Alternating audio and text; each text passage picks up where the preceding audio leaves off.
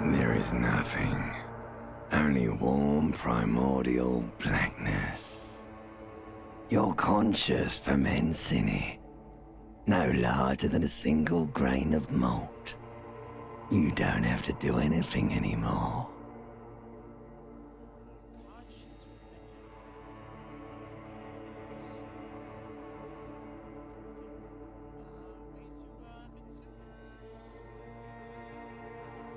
Ever.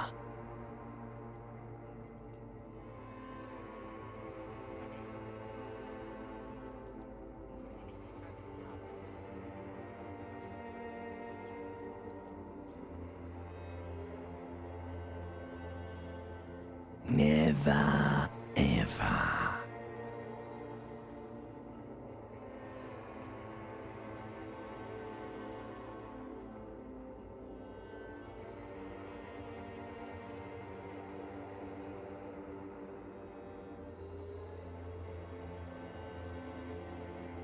Never, ever, ever, baby. An inordinate amount of time passes.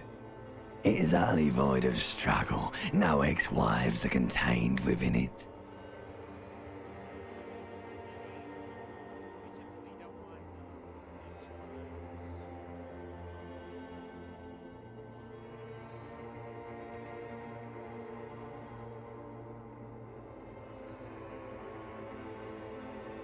You got it, sweet brother. Nothing upon nothing upon nothing.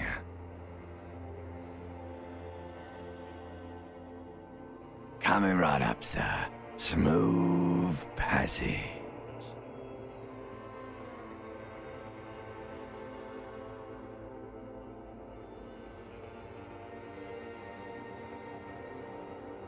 All right. Nothing town to fuck all borough.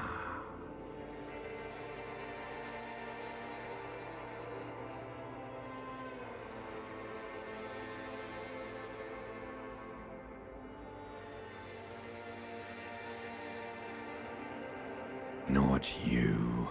Your days of giving a shit and being that type of animal are over.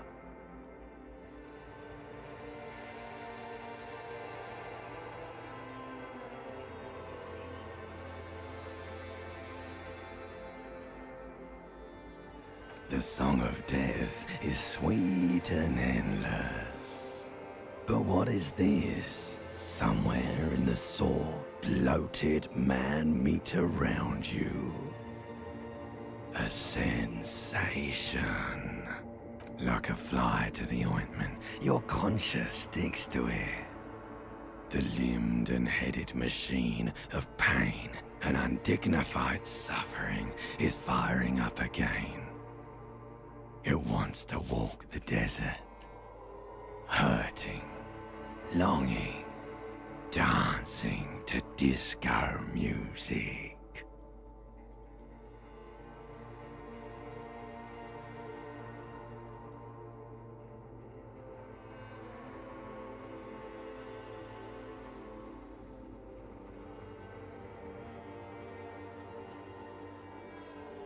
The stench of liquor rises from your mouth, and with it, an ungodly headache.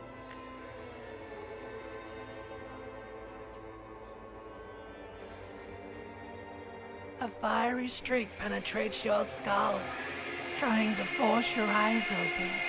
It's a sound, a clarion call from hell. Somehow, you know what it is. A Caprice Canema motor carriage.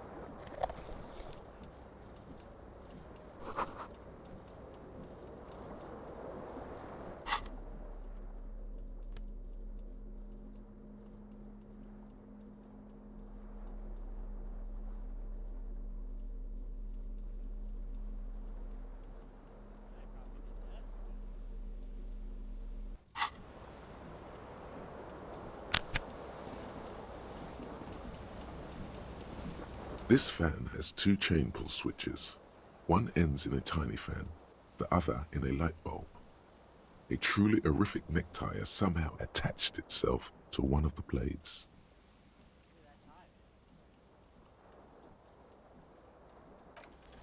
You swoop up and catch the tie. Snap! It's released from the blade.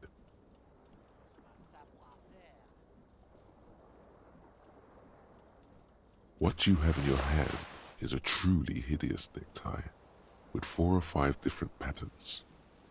The knot reminds you of a noose.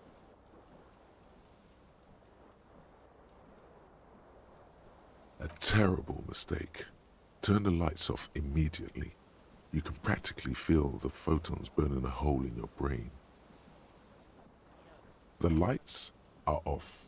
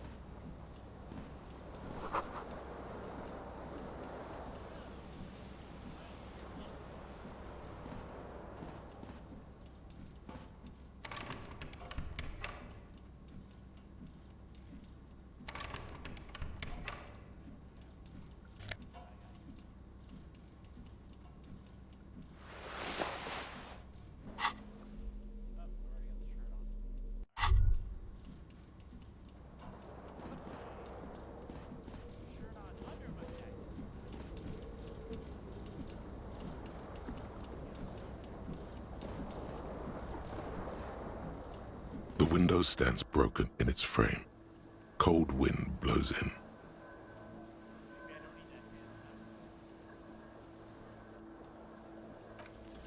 The shards face outward. Whatever broke this window came from the inside.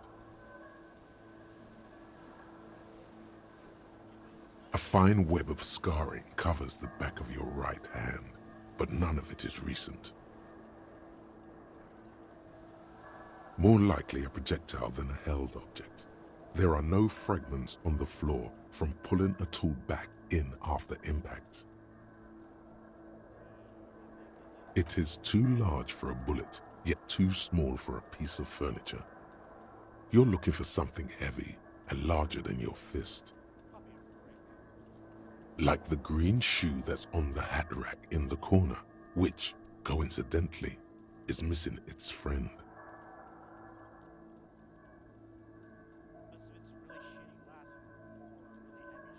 Congratulations, you smashed the window with your own shoe. Now you only have one.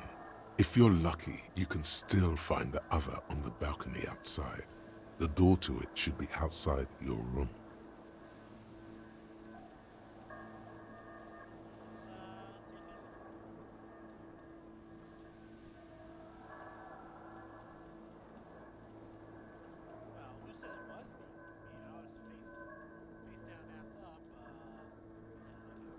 You mean someone else took your shoe off and smashed the window with it?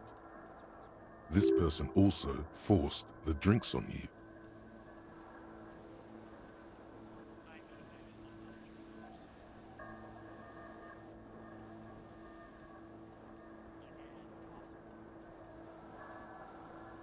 A cool wind gushes in. Your toes curl up from the cold.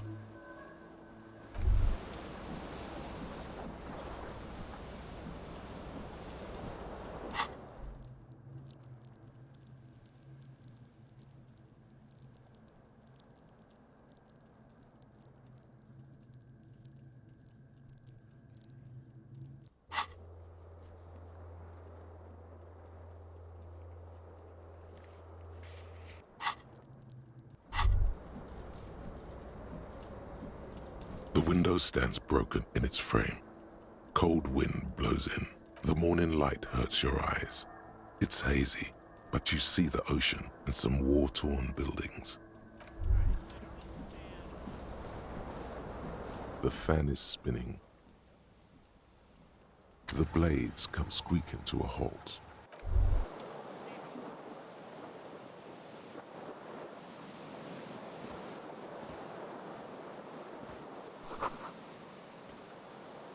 You hear a jingle. Keys are clinking in the pocket of your flare-cut pants. It says, whirling in rags, on the aluminium keyring. There is a single key on the ring. The number 1 is etched on it. It should open the door. The Whirling in Rags is a hostel cafeteria on the urban coast, frequented by dock workers.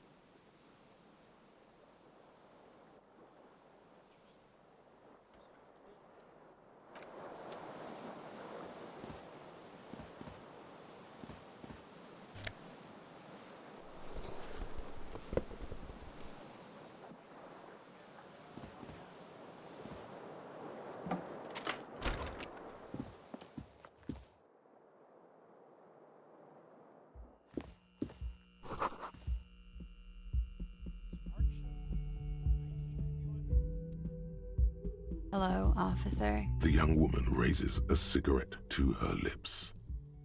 Her eyes are brown and her face is speckled with birthmarks. She can't be more than 28. A silver jumpsuit falls off her like scale armor, sparkling.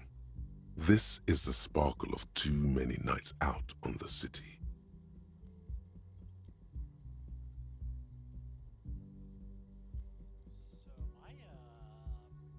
Military guy or am I probably not? No. Why'd you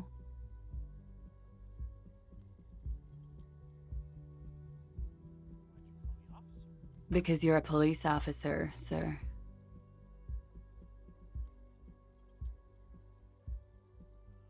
You sure about that? I am, yes. Unless you've been feeding us a set of very well-rehearsed lies all this time. So how long have I lived in this place?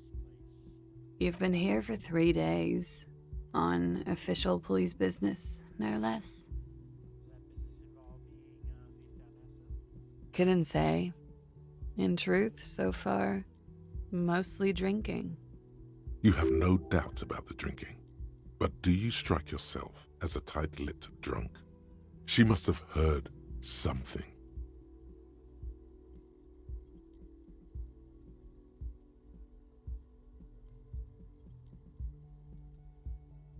Yeah, I don't know where I am, or what a Cooper's Keenum is, or how. I like that one. Oh. She nods. You know, and someone's not telling me the whole story.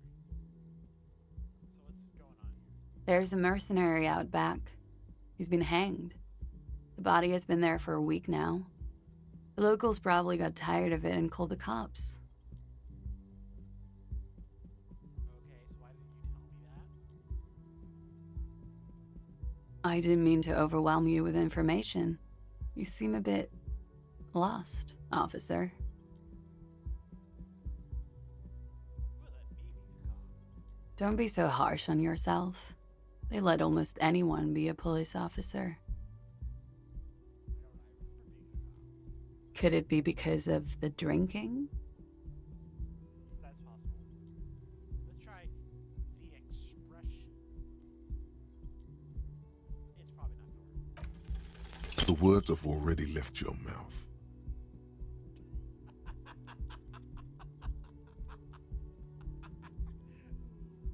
Like, to have luck with you. I want to have luck with you. Ah, that's great. That's great. No screenshot that. Okay. Itself is wrong. Yeah, keep that.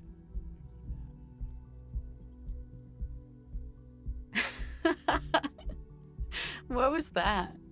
That's not even how words are used. What did you say? Come on, say it again.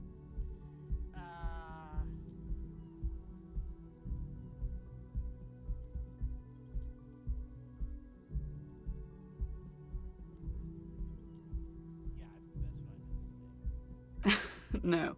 You see, that's not what you said. You said... Come on, man. Freddy, please. One more time. Goddamn right you did. You crazy asshole, you. What kind of cup are you?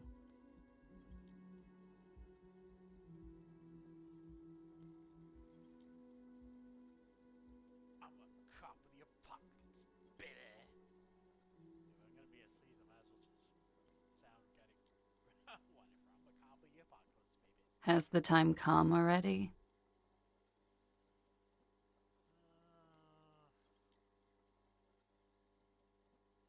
Cops walk around with no memory of who they are?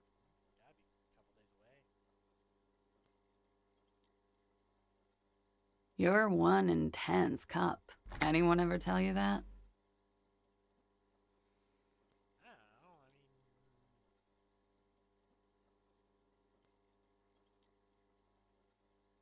I don't know why I'm saying any of this. Mostly trying to make up for that really bad I want to have fuck with you line.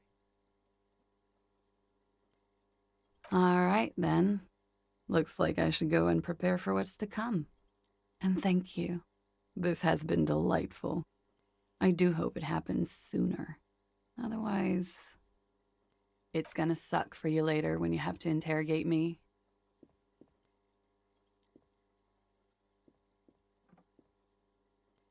And for the record, no, I didn't do it. Well, then why do I need to interrogate you?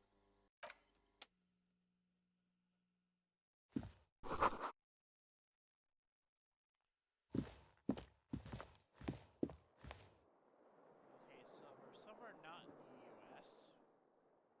as they're using scientific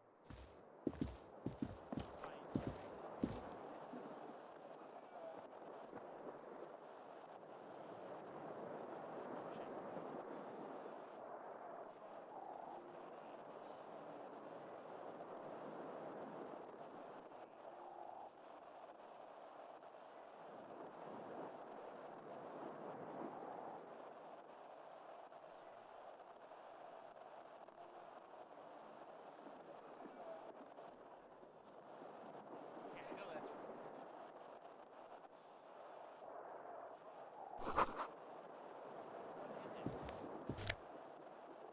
What is it?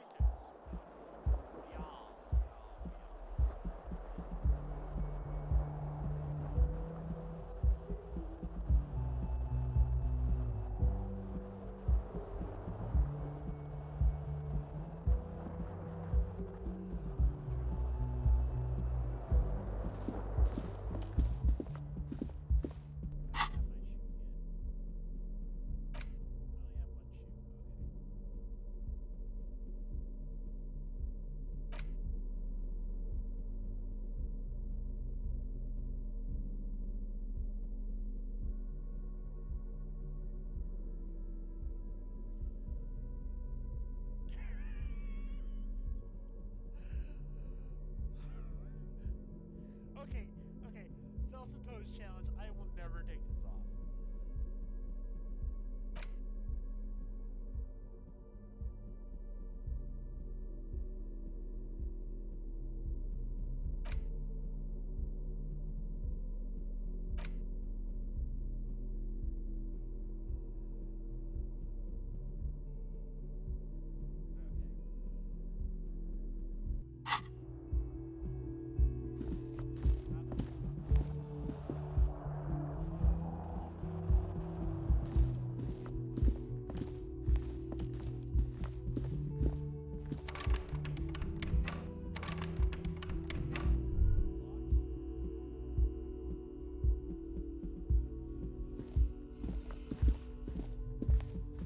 The door is closed. There is no answer. You hear the shower being turned on. Somewhere inside, a tremendous loneliness comes over you.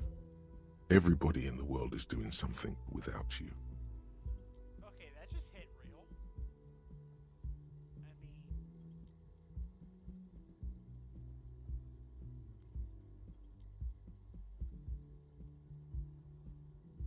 The door is indifferent to your loneliness. The world does not care. Damn. Yeah.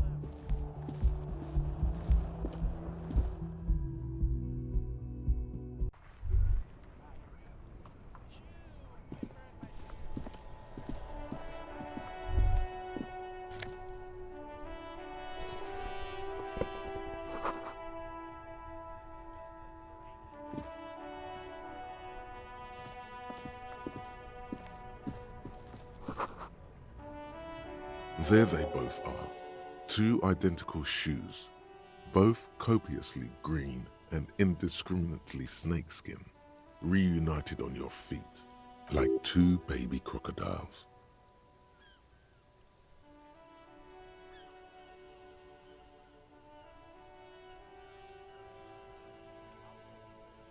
It's pretty clear a normal cop is not what you are. Good, they're balanced, comfy. Feels like the only good thing about you right now, truth be told.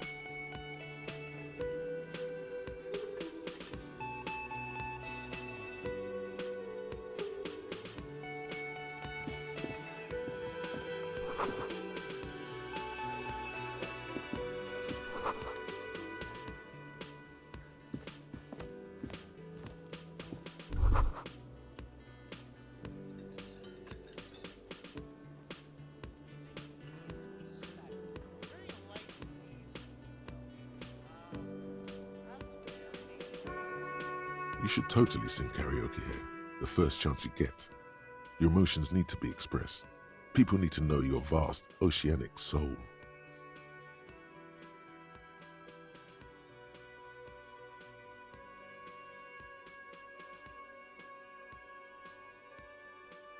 Utterly, and it needs to be heard through a PA system by other people. You should sing the sad small church song from that tape you found. Thought it was obvious.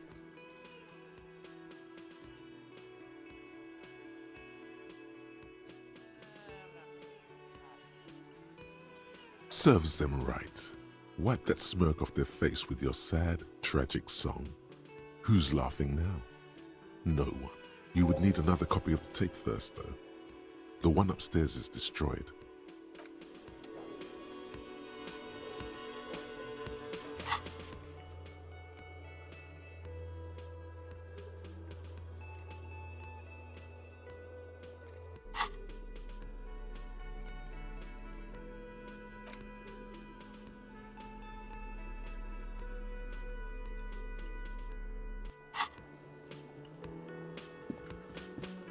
A man in his late 20s stands behind the counter, inspecting a stuffed seabird. As you approach, he gives you a sideways glance, then looks down again. That was disdain in his eyes. Even now he's purposely ignoring you. A competent work of taxidermy. The white and brown seabird lies among piles of coasters and drying mugs. One of its wings broken. The man is trying to mend it.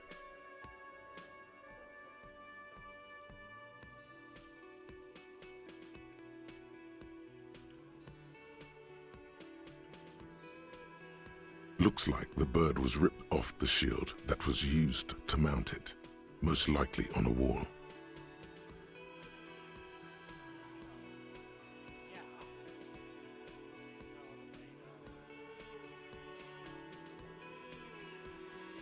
This is the Great Skua. The seabird is the symbol for the discovery of the Insulindian Isola, the part of the world you are in right now.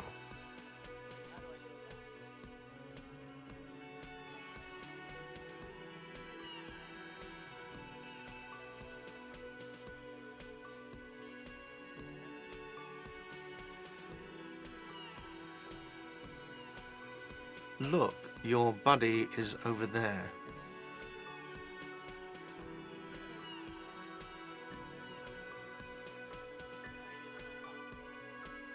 Why don't you go and talk to him, okay?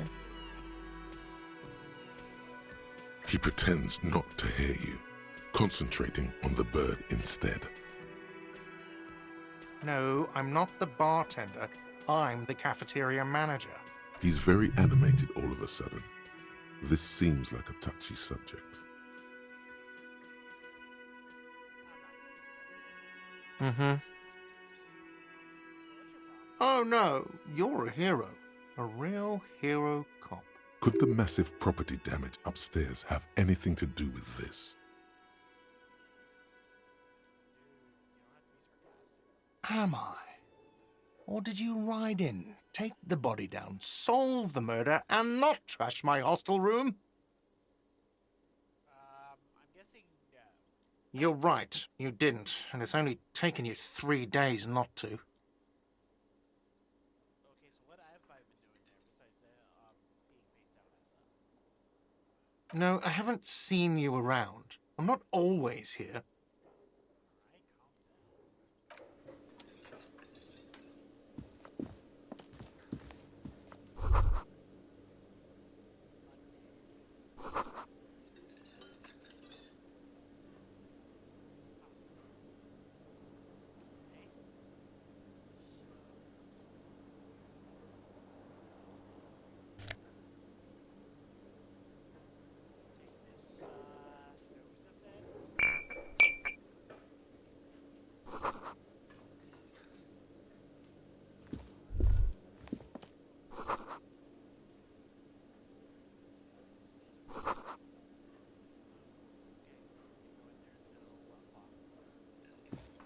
Take this nose of it.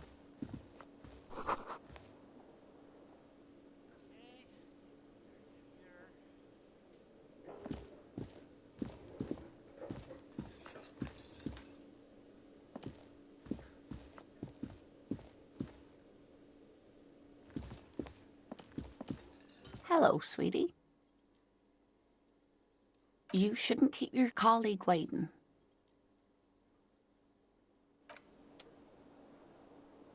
Well, I'm gonna. Ah, man. See, I would love to make pinball on this guy. A bespectacled man in an orange bomber jacket is tapping his foot on the floor. Looks like he's waiting for someone. As you approach, he narrows his eyes and extends his hand in greeting. Hello, I'm Kim Kitsuragi, Lieutenant, Precinct 57. You must be from the 41st. I must be. You realize he's waiting for your name.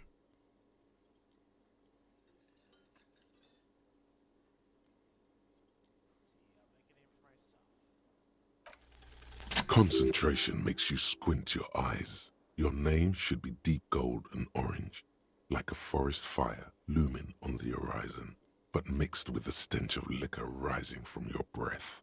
You're 2 steps closer to it, but there are still many to go.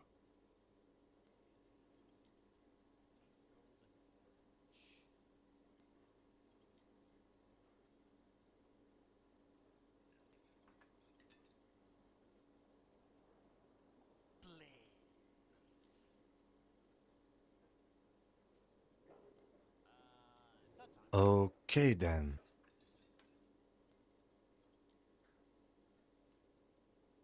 I thought I meant the actual time.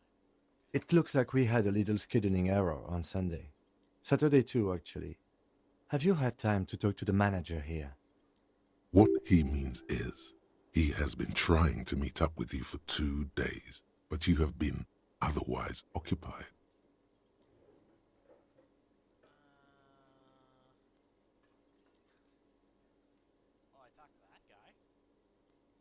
If you don't mind, we should talk to him again.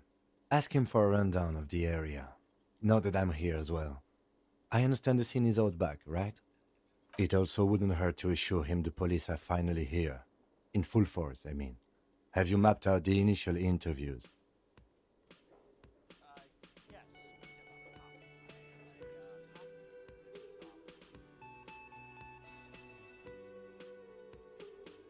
can Right. And the interviews?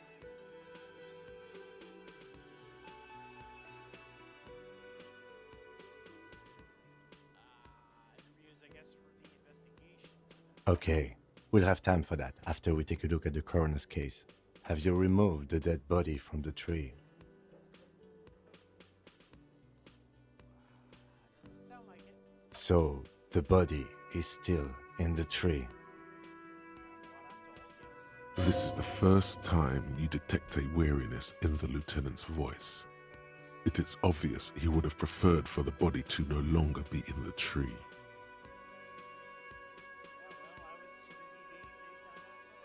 Where it has been hanging for 7 days straight. We should go there as soon as we are done talking to the owner.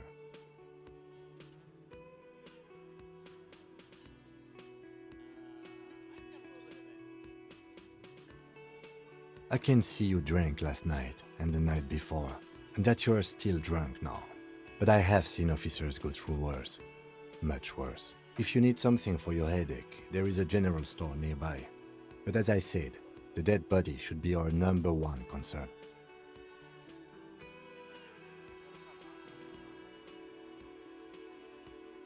We all feel that way sometimes. There is no such thing as a police officer, I'm afraid. What remains is that there is a dead body in the tree. Someone has to figure out who put it there. If we don't, no one else will.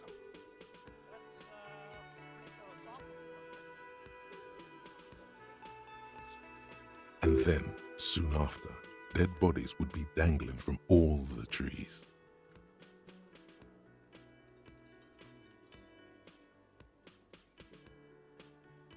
Oh, because if I don't catch it, more people die. But first, we have to take it down.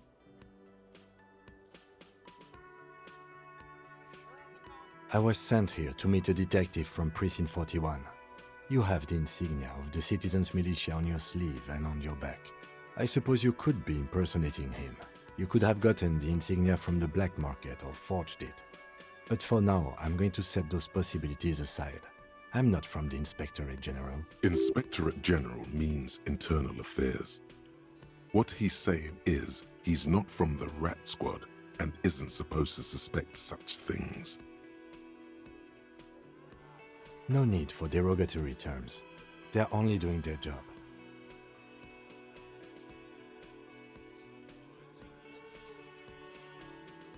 Yes. They're not just white rectangles. They bear a halogen watermark with the letters RCM and a pattern resembling the street grid of Revachol West.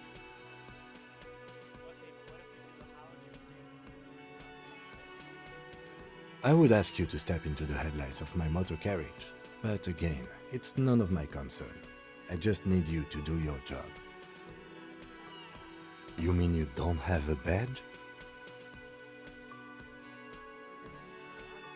Losing your identification card is a serious matter. My vehicle has a shortwave. You can use it to report your badge missing. I would advise you to locate it as quickly as possible. But getting the body down should still take precedence. After you, officer. Lieutenant Kitsuragi is now in your party. You can talk to him whenever by interacting with him.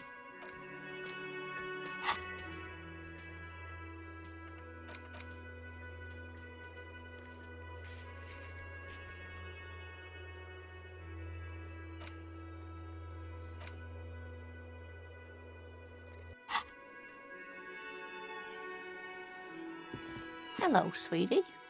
Wait, who's Sweetie?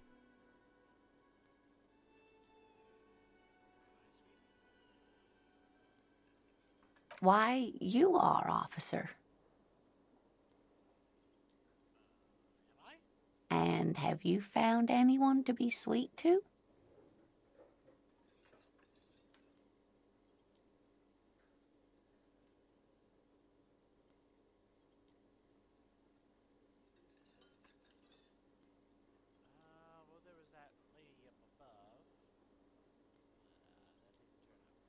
What was with that fucking wink?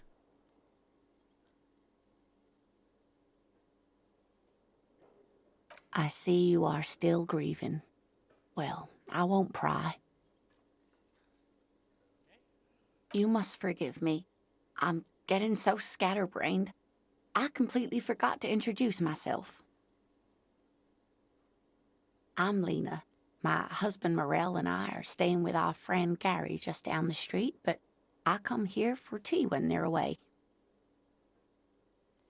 This Lena is wacky enough for the motley crew. Hire her on the spot.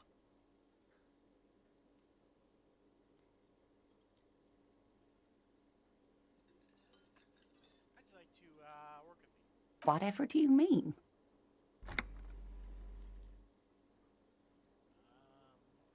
You be my wheelchair I want you to be my wheelchair partner in fight a crime, ready to leave backyards and corpses, ready backyards and corpses,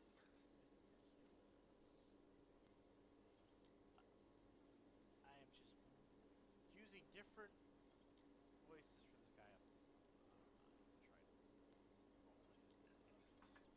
Sequence killers? Oh my. But I think you already have a partner, sweetie. A partner who needs you to help him get a corpse down from a tree. Yeah, but there's also side mysteries and forays into paranormal. I can assure you with absolute certainty, there are no sequence killings taking place in Martinez. How do you know that? How do you know that? Now, gentlemen, no need to squabble. I wouldn't be of much use to you anyway, sweetie. Why not? Thank you, but Martinez isn't the most wheelchair-accessible place, you see. I'd slow you down, perhaps another time.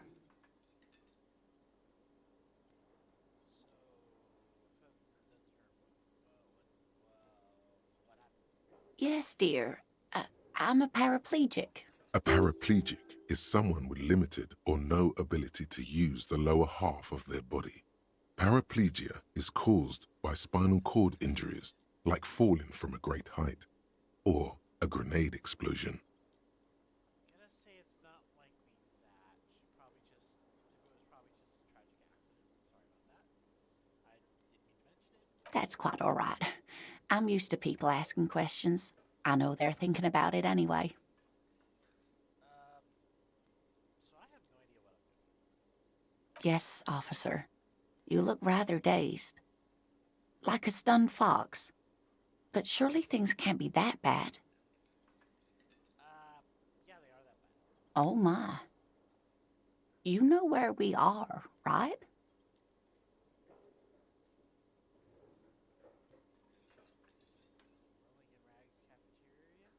That's right. And where is the Whirling in Rags cafeteria itself located?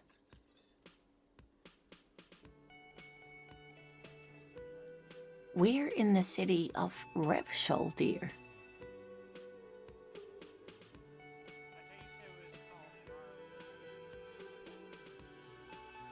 How would I even begin to tell you?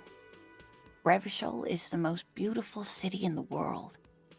We're fortunate to be here, you and I.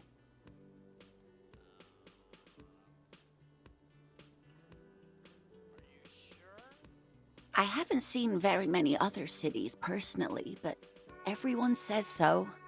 Revachol is a rare jewel. This city used to rule the world, though it has seen better days.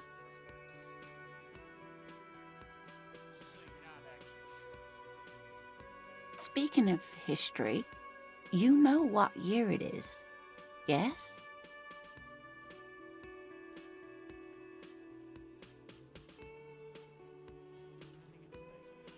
That's right, dear. How splendid. Here, take this pen. Knowledge should always be rewarded. Her relief is palpable. She was getting pretty worried about you there, but now she relaxes her shoulders.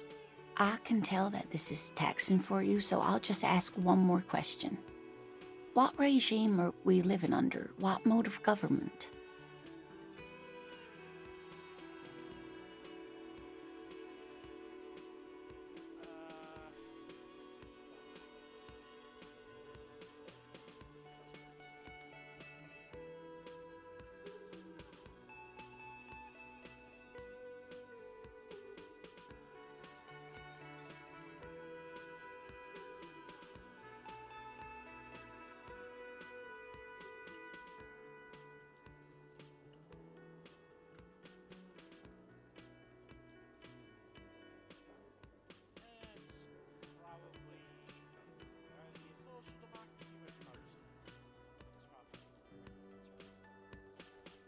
Oh, sweetie, it's really not.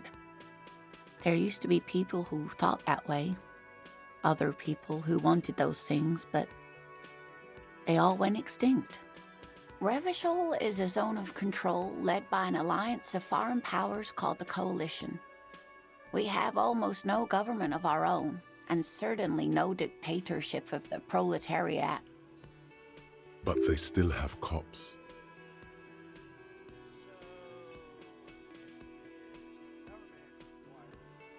Oh dear, this is troubling. You really ought to know that, being one yourself. There aren't any cops in Revachol, not in the traditional sense. The status of law enforcement has been a complicated matter since the revolution. But we should stop for today, sweetie. You look like you need a break. Besides, I'm not the best person to explain the big things to anyone. She's scared now. She's realized you really are brain damaged.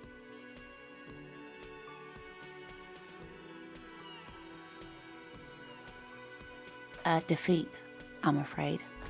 The people of this archipelago tried to build something new, something different. The rest of the world didn't like it, so they came and ended it. This was 42 years ago.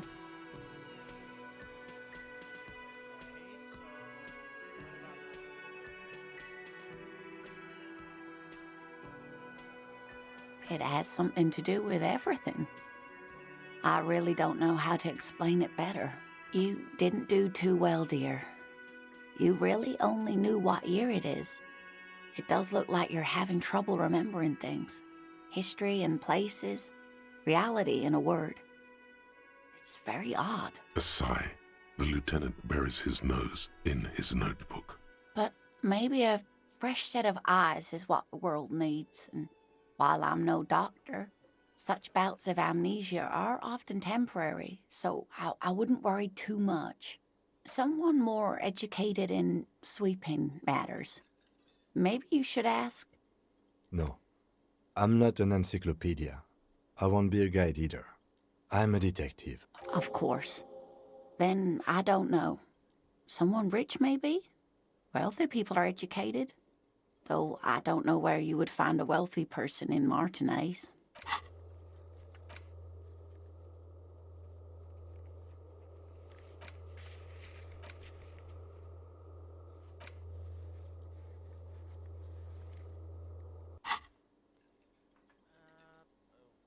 Of course, dear. Good luck with your case.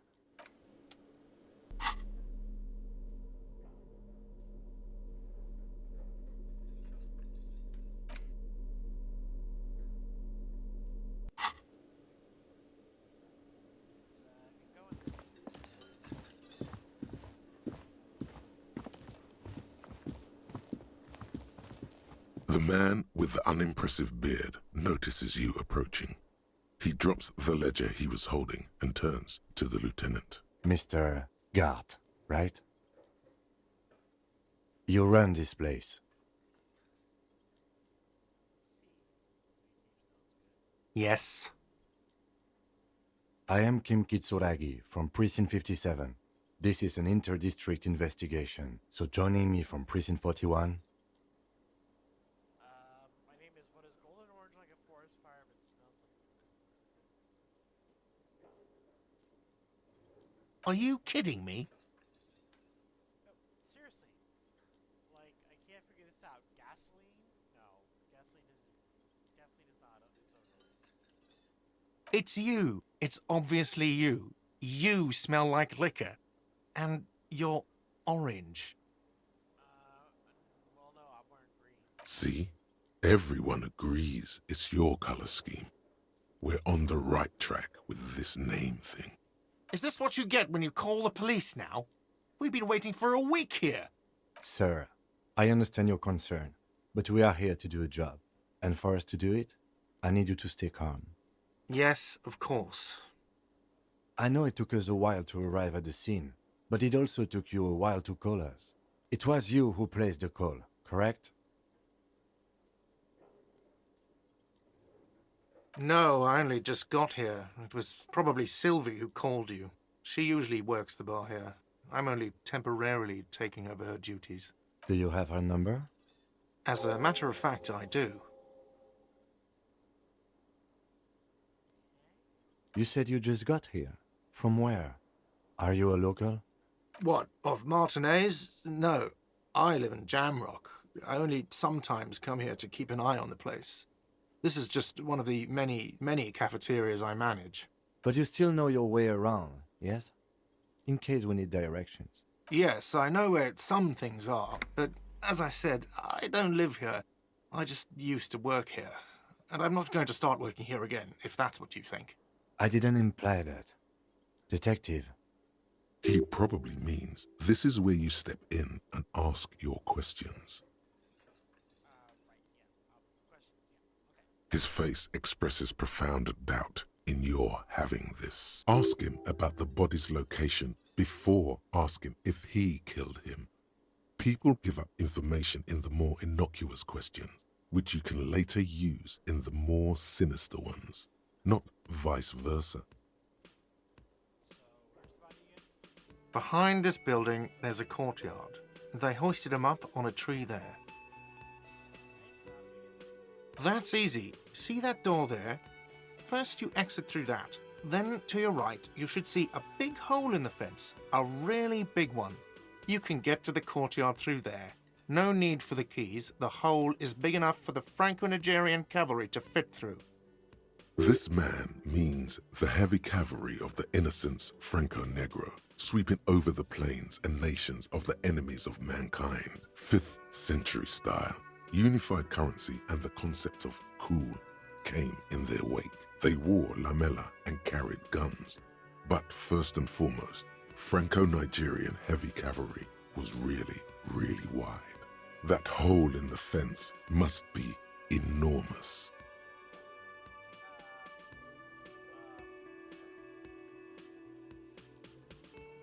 Are we sure about any of that? So, where did Sylvie? She went away because none of your business. Have they not been telling you you're a cop?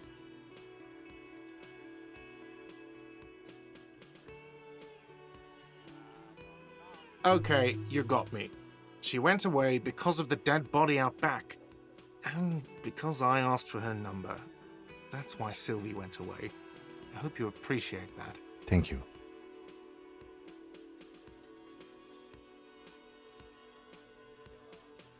I asked an employee out. She didn't want to come, but felt obliged to. It was a bad idea. Now, what is so goddamn fascinating about that for you? It's got nothing to do with the lynching.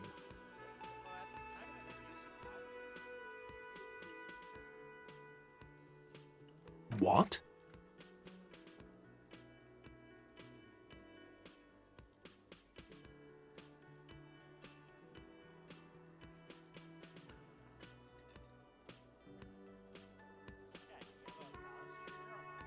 That's good. But there is a timetable for this investigation, dictated to us by the stages of decomposition. And it says we need to move on. You've gained a thought. When this dialogue is over, go to your thought cabinet and internalize it for special bonuses and effects.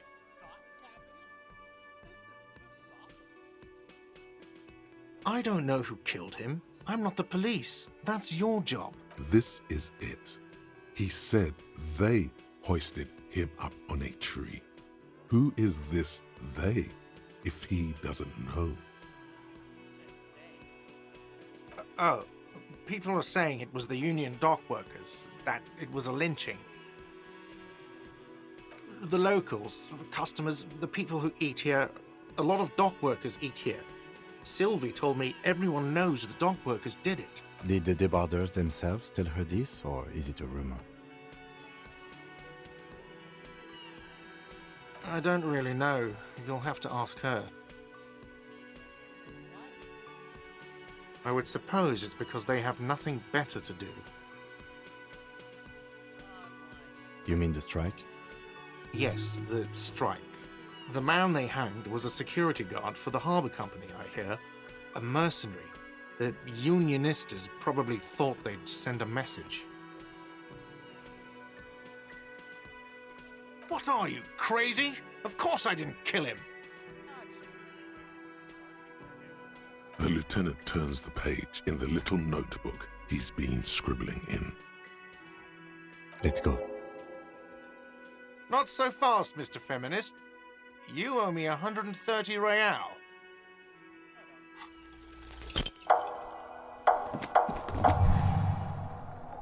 One moment you're running like the wind, then you've suddenly turned around and are giving him the finger, furiously, with both hands. Why?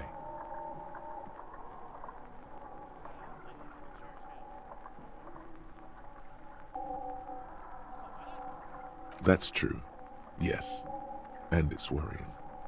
But let's not fixate on it. Look at that stupid bartender instead. He has no idea what's going on. You and your fuck you fingers floating in the air. Barkeep's got his mouth agape like an idiot. You showed him. Watch out!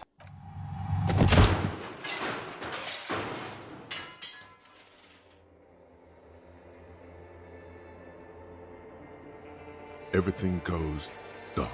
Back so soon.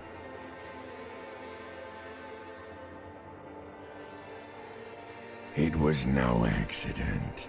Those were disco moves from your spinal cord. The spinal cord has yet to reveal itself to you. Its mysteries are unholy mysteries.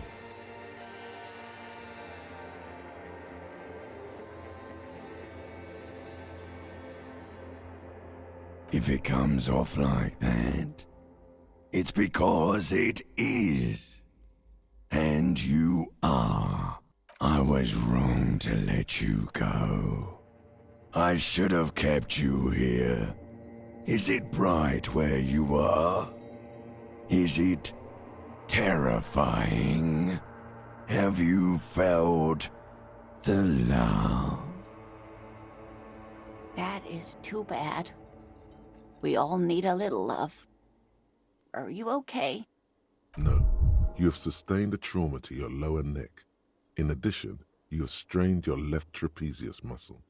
Pain surges down your back when you move. No, but are you? The chair took the brunt of it. Don't worry. Are you sure, ma'am? Yes, yes.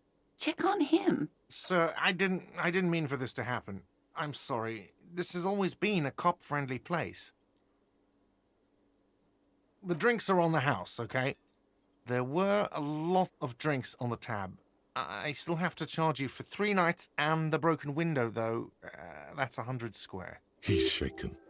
Barter now and he'll cave in. I can't pay for the window. Also, Okay, fine. I'll take it off your bill. Sleep in a post-apocalyptic hellhole if you want to. Just know I won't give you another room. Not entirely cool. You still owe me 60 real for 3 nights stay. If you don't have it by tonight, I can't let you back up there. And for God's sake, watch out for yourself.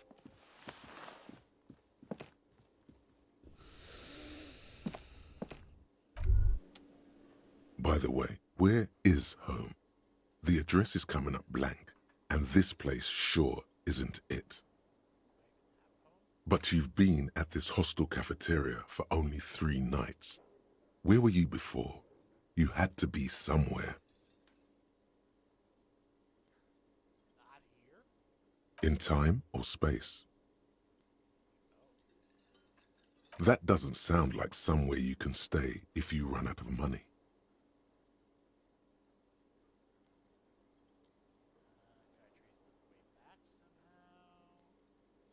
You can try. Run some addresses in your head when you get the time. Maybe a street or an apartment will appear.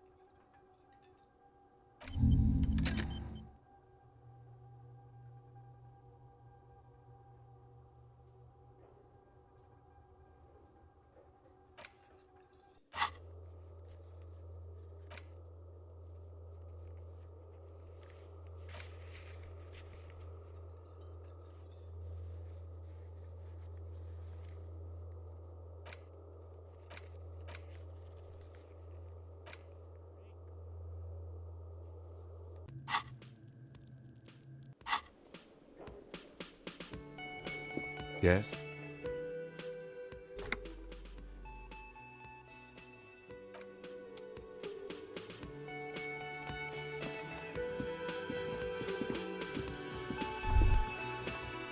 The theme on that pinball machine is a standard royalist theme, used on everything from pinball cabinets to full-flavor cigarettes, clinging to a picture-book version of the past century, waiting for the king to come back and cast out all the profiteers and homosexuals. Basically, imagine a yellow plastic crown with a liquor brand emblazoned on it.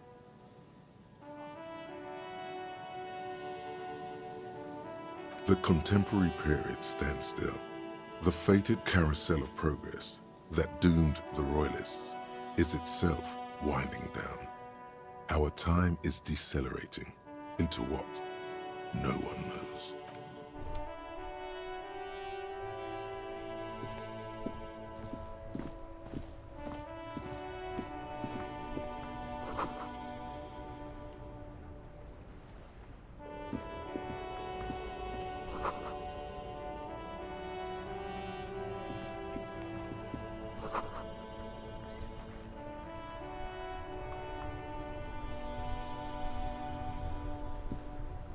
The RCM in Martinez. What can I help you with? We don't see a lot of police around here, that's all. Of course. What can I help you with? Me? I am just a gardener. I am pleased to meet you too, officer. Of course. Where to? Oh, that's right there, in the yard. She's relieved someone has come for it, finally. What do you mean? Yes, sir. District of Martinez. This intersection is called Roundabout North. He knows where we are. He just wants directions. No problem. Of course. I won't hold you back.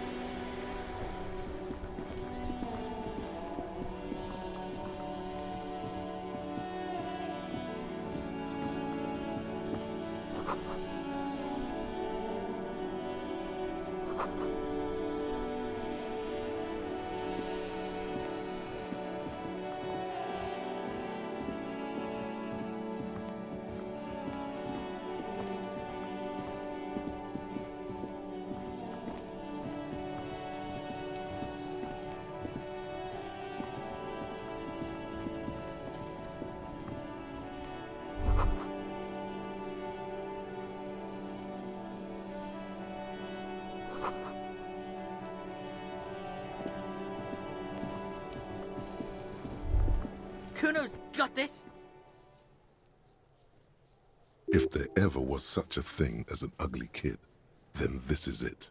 He's almost exquisite in his ugliness, like a gremlin.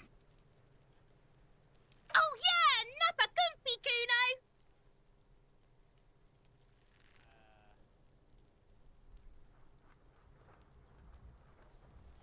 Can't talk, pig! Shit's coming up strong! Throwing rocks! Shit coming up strong. That sounds good. Joyous. You should hang out with this kid and see what that juicy shit is all about. I mean drugs. The kid's on drugs. Yeah, Kuno! Ride the lightning, Kuno! Kuno's riding it, see? The rake, Kuno! You should throw the rake at him, Kuno! The fuck does Kuno know what a rake is? Kuno's not a gardener.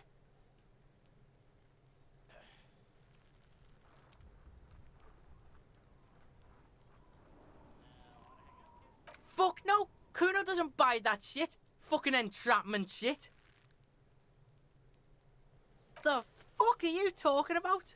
He's calling us Kuno. He says we're fucking each other. No, I asked you if you were brothers. We shouldn't do anything. I don't tempt such forces. You will see. The language these kids are using, pure unfettered id. There will be no reasoning with those creatures.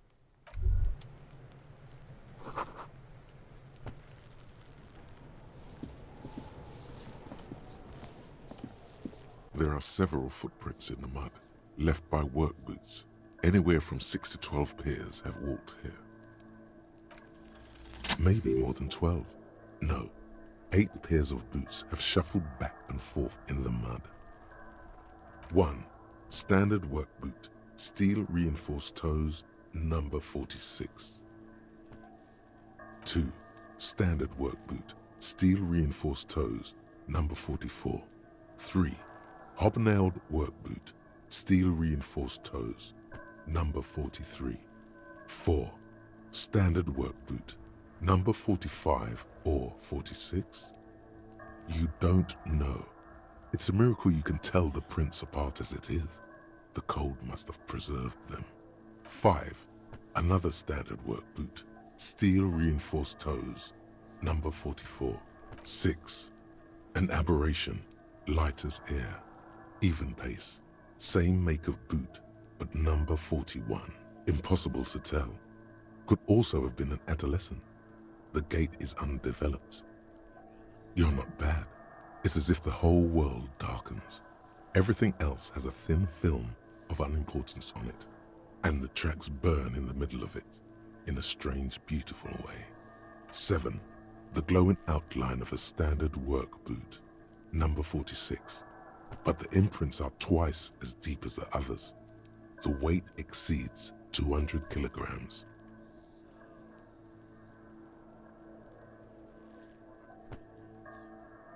8. And yet another standard work boot, number 44. There's an aberration in the pattern of the sole, however. The right sole is smoother, more worn. How many?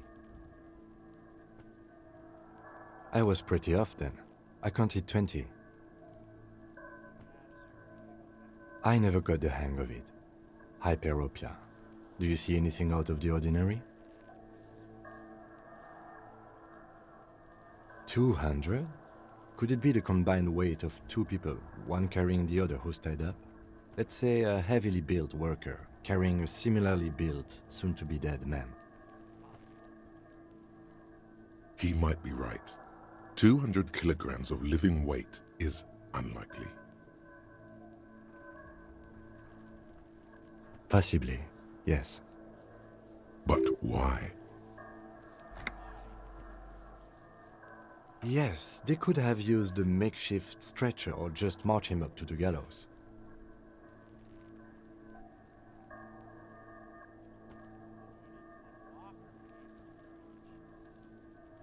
Even easier to carry on a stretcher, or between 2 men.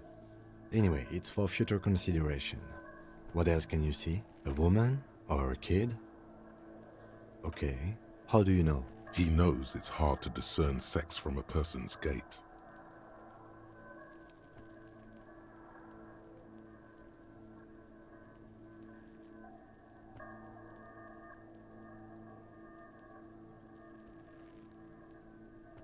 That's okay. Go on.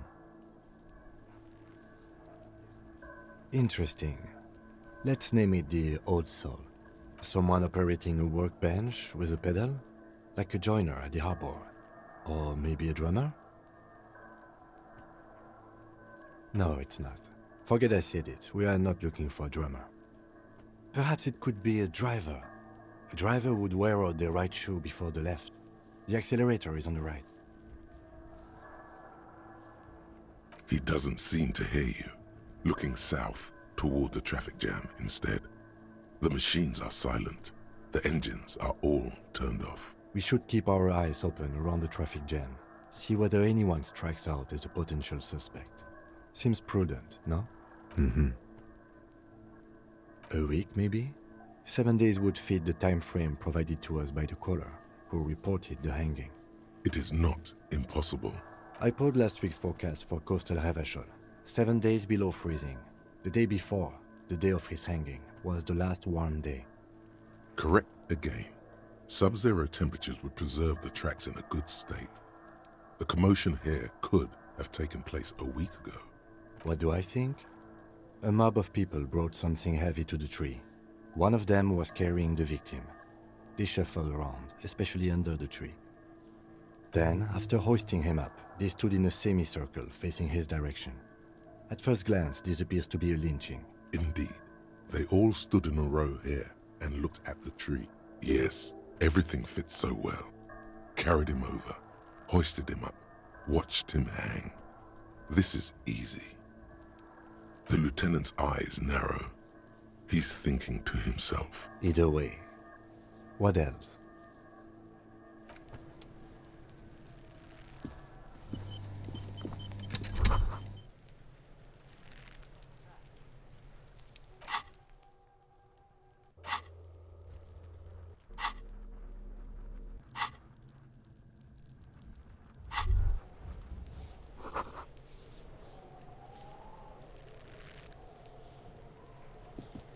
The corpse looks at you with bulging white eyes.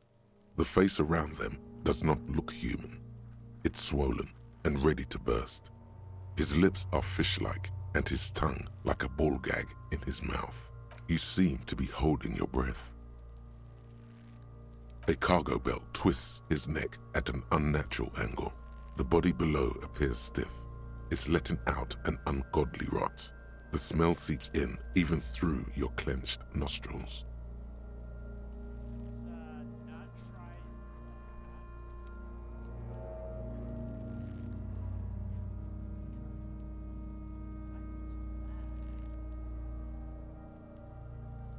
Active decay.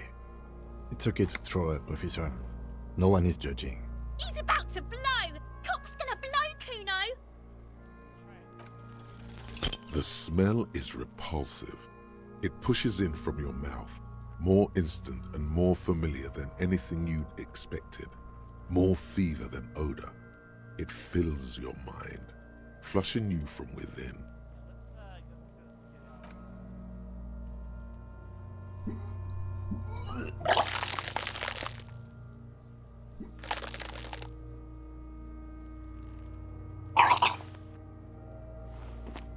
You feel a great force ringing from your stomach. Your body curls and pushes it out, burst by burst, until a pool of vomit lies under your feet and your throat stings from the stomach acid. It's okay. Happens to everyone. Keep it. The hangover is clearly making this worse for you. You could use some ammonia to clear your head. There is Frit nearby, east of the hostel.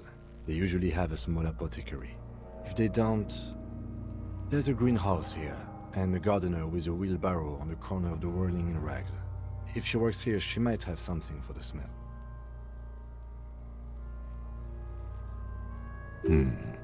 Pretty clever. Acquiring ammonia will provide a modifier to the white check. Modifiers make checks easier and allow you to retry them.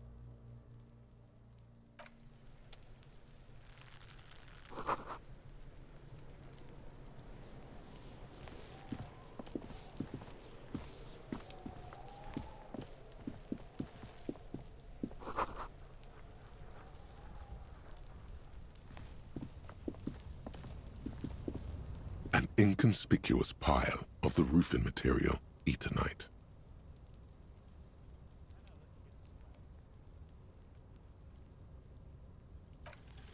Because there's a secret door hidden behind the panels of Eternite. That's why they're too orderly. There it is. You see a shabby little door.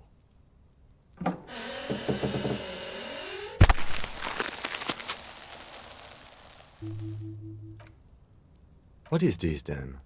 A tool shed? Let's investigate.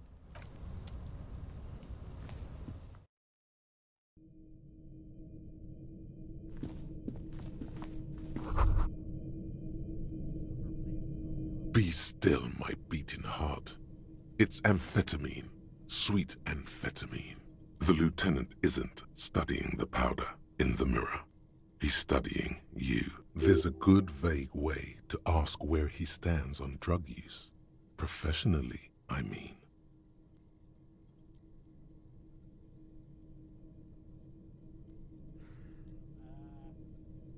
No, I wasn't thinking about it. I was thinking about justice. Of course, detective. Swift justice. Don't worry, we don't have to investigate every trace of narcotics. Yeah, swift, lightning justice.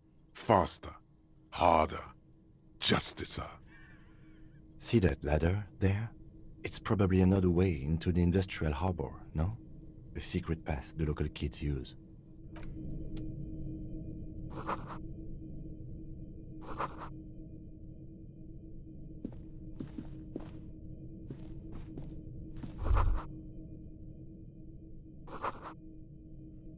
Elysium rich life.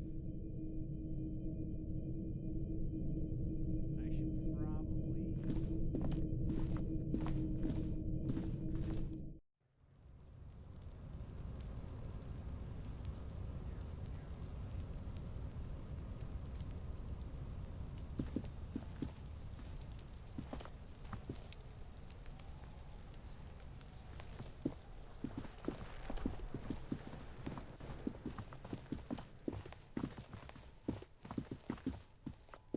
You see a set of tire tracks in the brown slush that covers the plaza mosaic.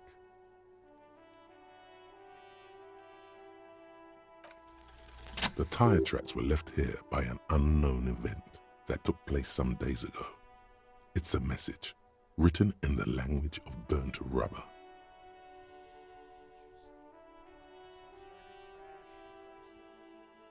Some of that rubber stuck to the tiles right in front of the whirling in rags. This is point A. The driver started there, and then accelerated straight into the fence, left a hole big enough for the Franco-Nigerian cavalry, according to the cafeteria manager. The driver proceeded to back out of the yard, barely stopping before hitting the adjacent building, before heading south. Must have been in a hurry.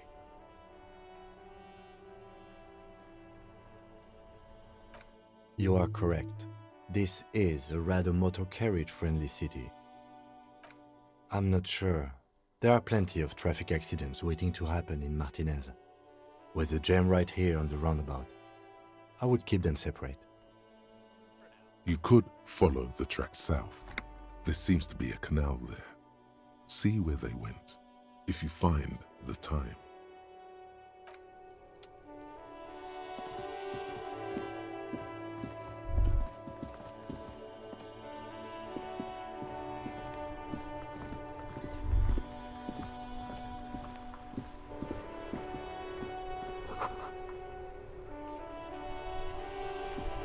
The worn and beaten wooden planks of the bench do not look overly comforting. We can sit on benches after we've solved the murder. Let's go. You can revisit the bench if you ever need to pass the time when Lieutenant Kitsuragi is gone.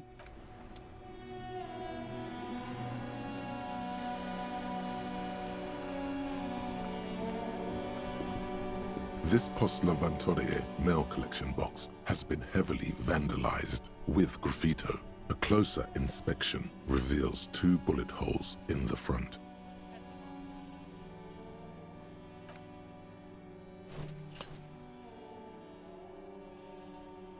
The box seems happy. Eat shit pig, fucked by the coon, and St. G with a crown have been scribbled on it. Jenny is a whore, and best set mailbox also.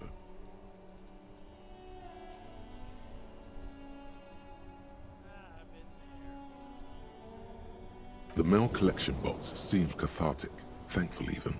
So do you. You shudder, then you swallow.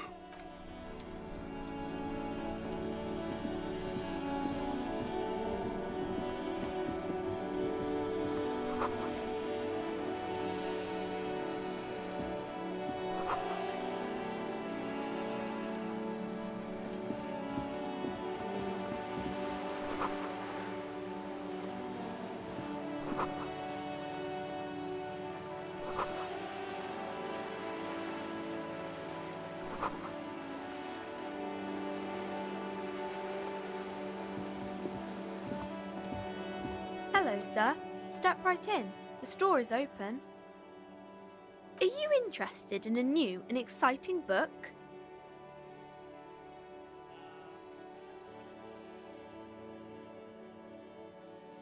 Okay, sir. I'll try to answer any questions you have. I hope they're about books. My name is Annette, sir. My mum, her name is Plaisance. She owns the store. She's inside minding the register or organising the stock. Feel free to step in and browse our wares. I'm signalling that the store is open. Otherwise, people might not know. They'd miss out on the crime, romance, and biographies of famous people.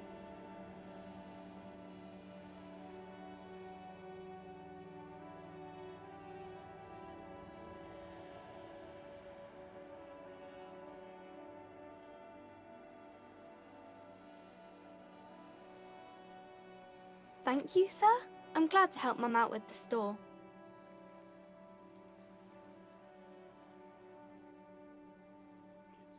I do my studies at home at the moment. I have to help Mum keep this place running.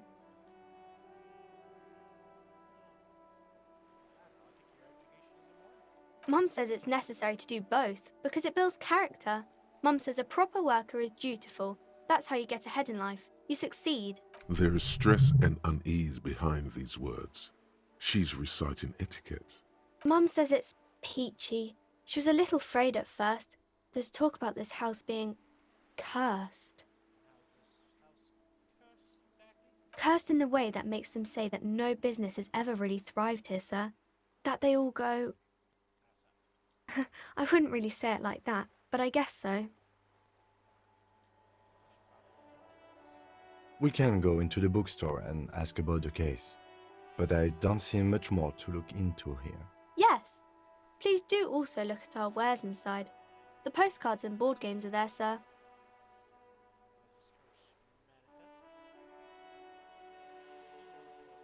Nothing really, sir. Mum doesn't allow me to sneak around in the back rooms or the cellar. I don't really know what's there. It does not manifest itself in any way. It does not exist. I liked it better when we were talking about whether it's appropriate to stand out in the freezing weather.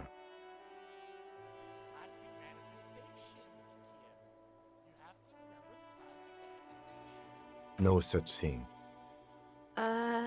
Anything else you wanted to talk about, sir?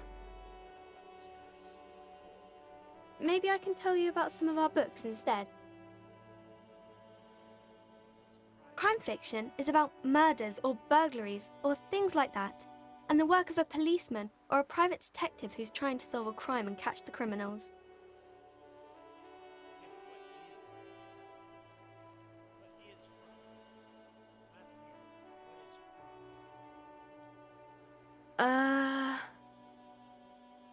Crime is what we were solving before this conversation began. And it's kind of like a puzzle too. You can guess who the criminal is or how the good guys are going to catch him. You don't look much like a policeman.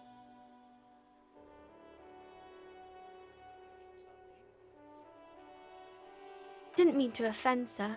Sorry, sir. It's just that you don't look like Dick Mullen.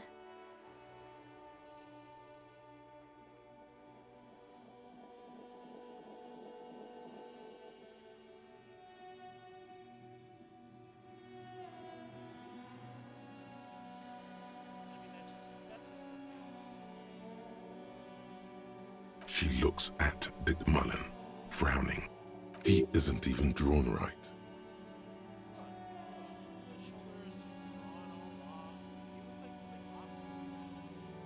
She examines the picture, trying to find whatever is wrong with it.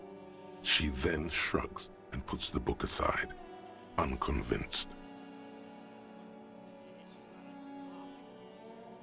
Sure you can, sir. He's just a fictional character. He'll be no match for you. Maybe you can show me some real police work, sir. Like in the books. The girl keeps her hands folded, hidden. Why is that? What do you mean, sir?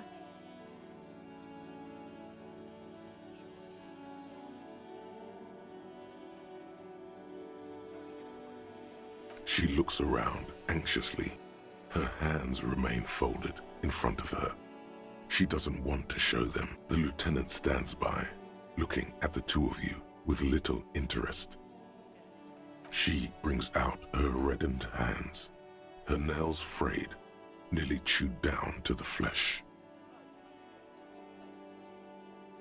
And you knew this from me keeping my hands folded?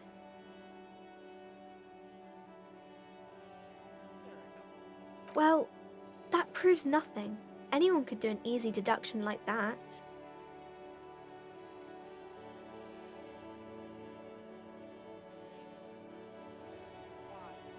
She nods, half provocative, half enthusiastic.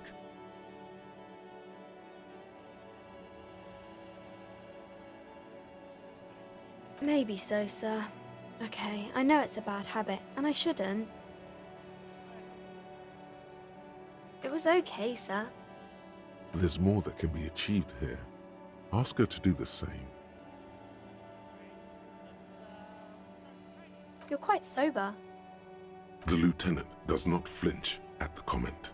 He does not flinch even a single bit. He is intensely not flinching. It takes effort.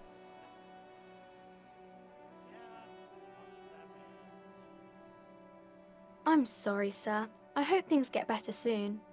There she stands, swaying on her feet, assaulted by the early spring breeze. She smiles at you. The whole situation suddenly feels familiar. Somehow, there's something you're missing.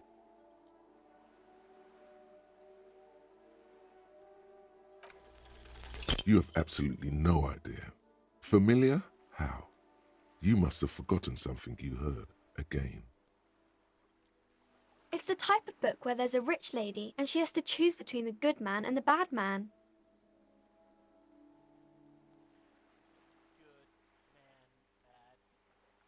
Or there could be a story about a poor lady getting a rich man. It's about man and lady business, sir.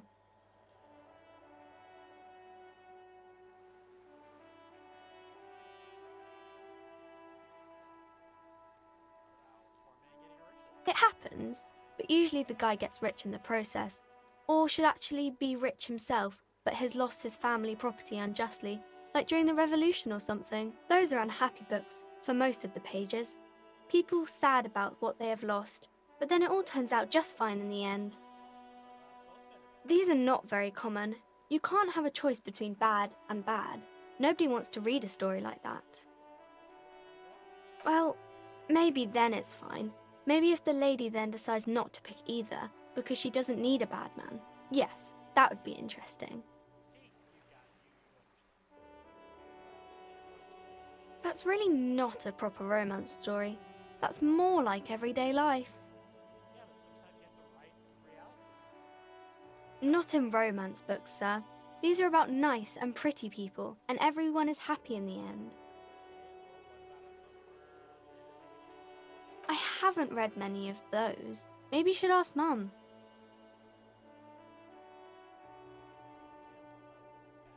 I don't think it's a romance story if the main characters break up, though.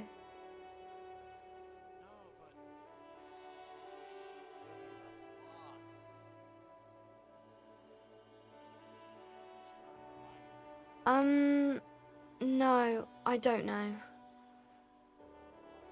Yes, she knows books, definitely. What was that? An idea for an unfinished novel stuck somewhere in your forebrain? Maybe some about other books?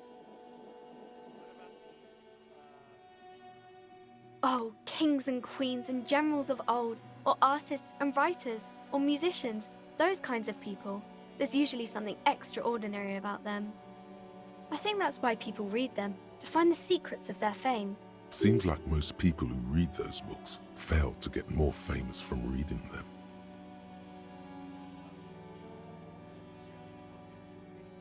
But it does make the famous people more famous.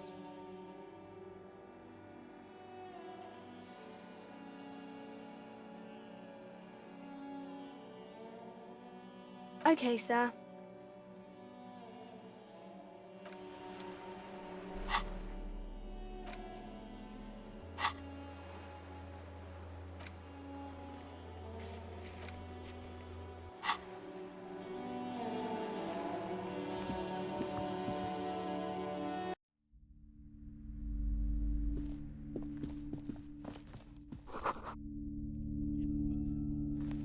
The display rack is brimming with worn paperbacks featuring an extremely muscular, sword-wielding barbarian on the cover.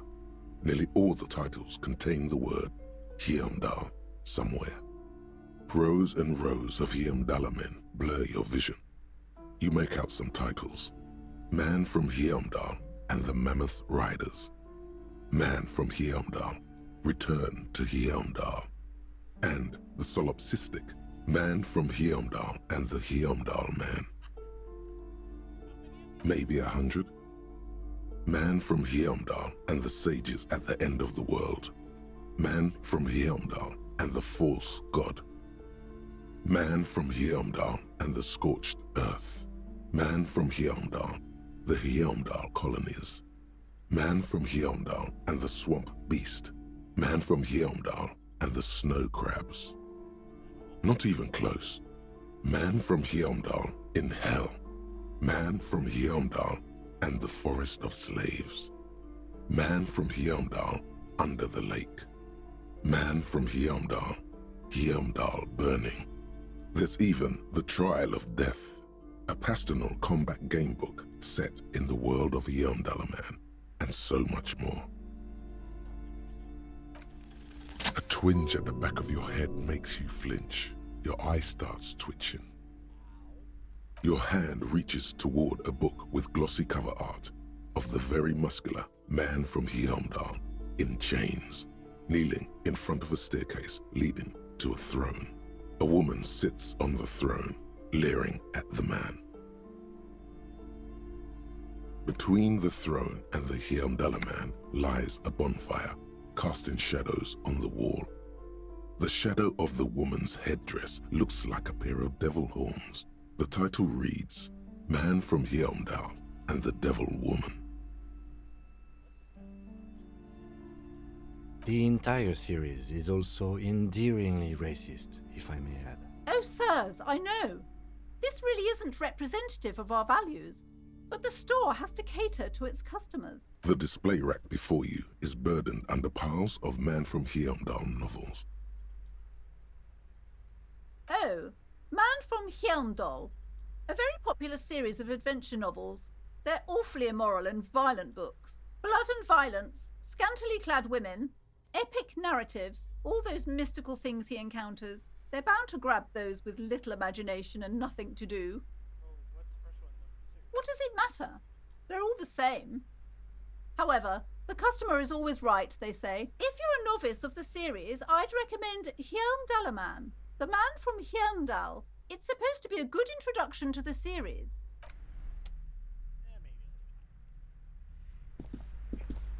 A small mountain of colorful board game boxes. There are numerous types of games for all ages. A lot of shelf space seems to be taken up by Wirral-related merchandise. Wonderful board games, sir.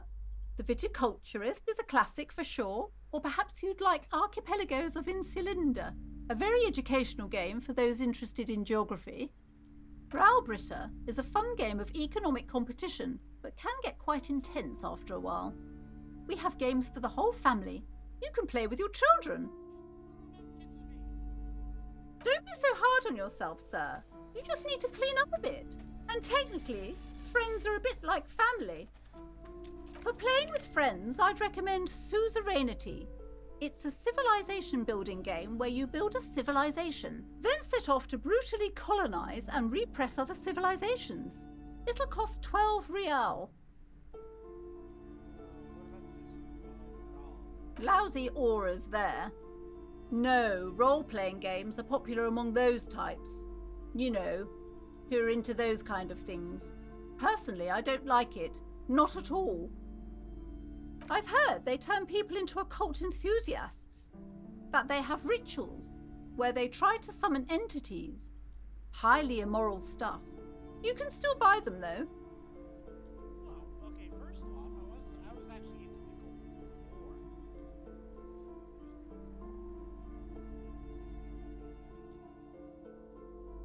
An endless variety of source books, lore books, and codices litter the table.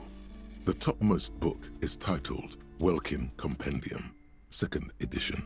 There's also a large hardbound tome, with intricate cover art, The Hunters of Katawak, Boreal Creature Compendium, and a pick-your-path adventure game book titled Tales of Wirral, Cavern of Velkrag.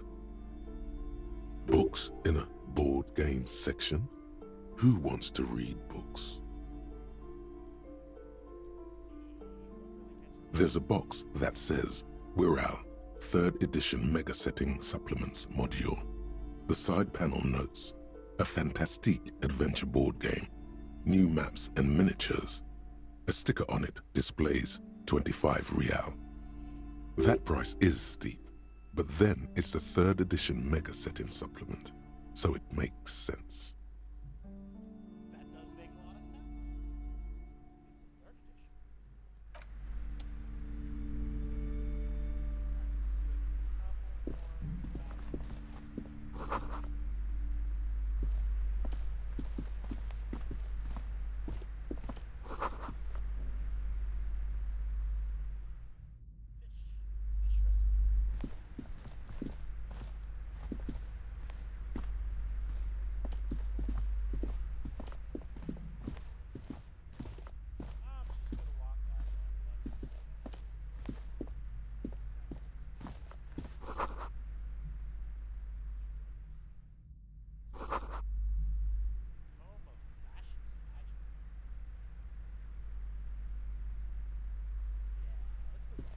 The plaque on the shelf reads, Biographies of Famous People. You see a large variety of names, none of which ring a bell. I would say... The Greatest Innocence. Yes, most certainly. It's an important educational tool, delving into the depths of history, religion, and their relation to innocentic power. A very influential historical figure, but surely I don't have to tell you that. You're a law officer, and law officers have at least some education. The book is also very daring. The author aims to re-examine the universal understandings of the innocentic system, creating a fresh vantage point and a shift in the tired order of things. So, who's the raddest one here? Perhaps for a layman, deep analysis is necessary to peel back the multi-layered meanings. Do her words seem vague and abstract to you? Little bit. Certainly, it's prudent for a person to have at least an elementary understanding of history and society. Imagine the chaos we'd be in otherwise. Not wrong. You feel like you should get this one? Definitely. It's important somehow. There's something personal inside. Browsing through all the books with all their names makes your head spin. None of these seem important or relevant. It's all just vapid egoism. Suddenly, a particularly odd title catches your eye. It reads, High Speed Love, the tragic true love story of Jacob Irv and Alfie Delatraz, by one Cecilia Averbrook. High Speed Love chronicles the romance between two of the finest tip-top tourney racers in history. One of them is the madcap driver, Jacob Irv. His blonde mane graces the cover. Next to Irv's life story, you see a slim biography of an Occidental rock star called the Anti-Star. He's famous for shooting morphine into one of his eyeballs and cocaine into the other. Next to that, Revacholian radio personality Guillaume Bevy stands in front of a rundown drug den. He's a permanent fixture on Channel 8, reporting on real-life crime and ruining cops' days. I really must insist you buy one of the books. Reading them is not for free. Do still browse though, but not too long. I'm sorry, I did not mean to rush you. You are browsing. Go ahead. Take your time. Time is commerce.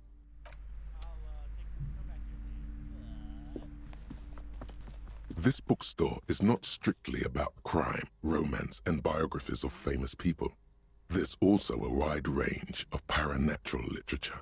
Amidst the various books, you find one written by someone named Matthias W. Dundas. It's about wholeness, unity, balance. These three things are very important to the working class mind. The point of the book and many others on this shelf, is to give people medicinal advice in situations where they don't have access to paid health services.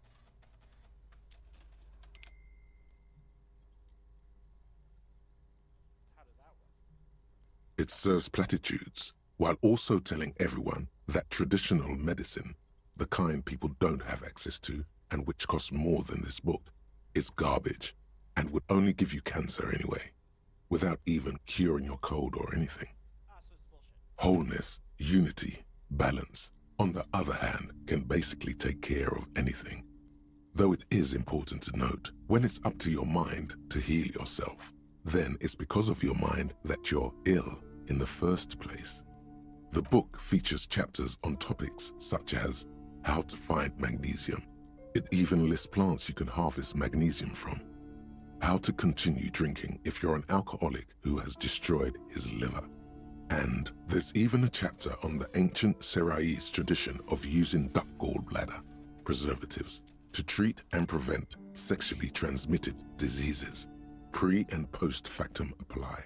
Nothing worth buying. Sir, please, no browsing in that shelf. That wisdom is not for free. I can't have you end up, like, opening a police store next door and stealing my customers. Oh no!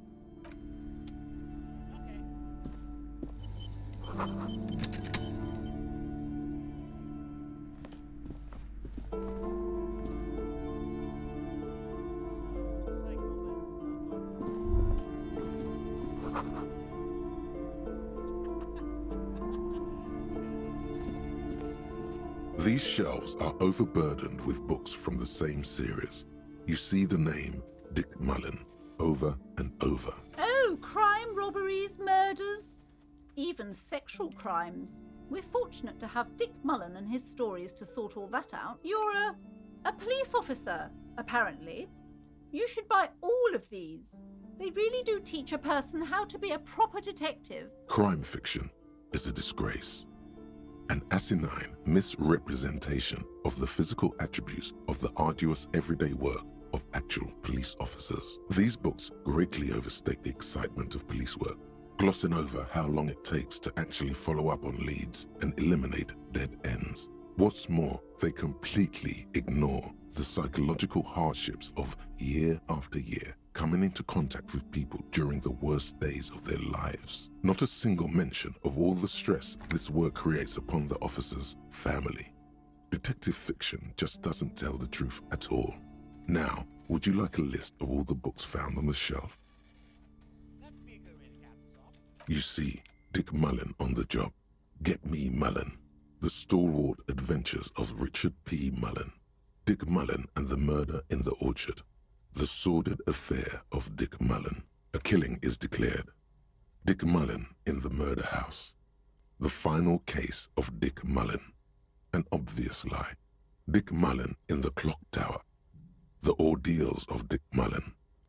Dauntless Dick. Dick Mullen's Funeral Pyre. The Murder of Dick Mullen.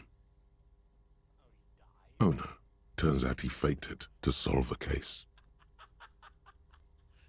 Yes, there's also The Dame Who Did It. Farewell, My Mullen. Faking death seems to be a common trope in the Mullen series. The morbid tales of Dick Mullen. A dark tide turns. Tragedy calls for Dick Mullen. Another one with fake death. And, of course, Dick Mullen, the murderer. In order to catch a murderer, Dick Mullen must become the murderer. After all this, you still haven't found the answer to the one question that matters. Who is Dick Mullen? Your quick eye notices a small caterpillar crawling across the spine of a book. The title reads, Dick Mullen and the Mistaken Identity. A worn paperback from Dick Mullen's classic hard-boiled phase. The premise seems to be that Dick Mullen is framed for the murder of his best friend and has just a few days to prove his innocence. Could it be the motifs of unstable identities and shocking betrayals?